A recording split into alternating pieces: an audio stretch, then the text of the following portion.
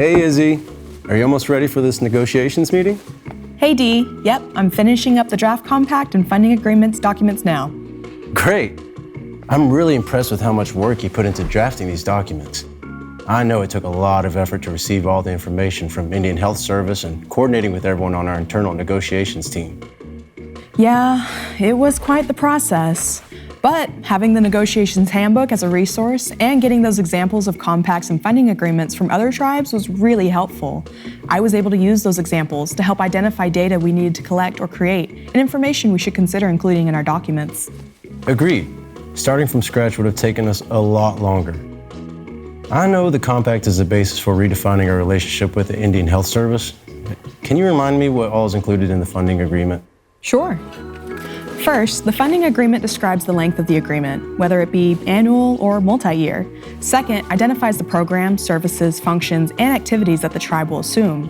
Third, specifies the amount of funding being transferred to us from IHS, our tribal shares for administering the PSFAs. And finally, includes terms required by both the federal statute and other terms agreed to by both the tribe and the agency. That's right. Thanks. And did we make a final decision on the effective period for the stable base budget and whether we will recalculate annually? Yeah, we're proposing to enter into a 5-year stable base budget, and we identify the basis for the funds available in the agreement. We're also proposing that the budget amount includes mandatory or inflationary adjustments if contained within the annual proposed IHS budget justification and subsequent congressional appropriations. That's a good idea. Oh, and we won't recalculate during the term of the agreement, but it will be adjusted in direct proportion to the general increases or decreases in PSFA levels to the congressional funding for each subactivity, excluding congressional earmarks. Oh, and we're also including language that calls for the IHS to provide sufficient documentation to facilitate the tribe's reconciliation of the funding agreement to cash actually received in the funds that are due to the tribe. Great.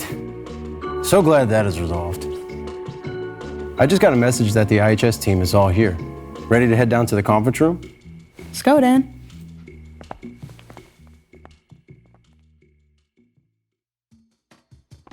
Do you know who will be in the meeting from the federal side?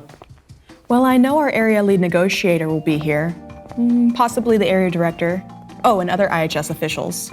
Maybe some of their attorneys? And a representative from the Office of Tribal Self-Governance. Are you nervous? Everyone participating from the federal government has decades of experience with these negotiations.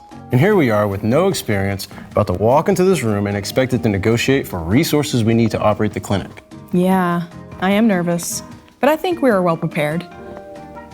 At least, I hope we are prepared.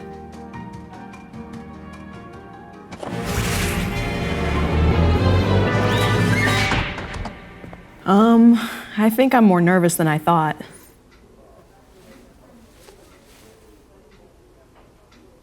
Hold on, Izzy. All right. Get some more me. Yeah.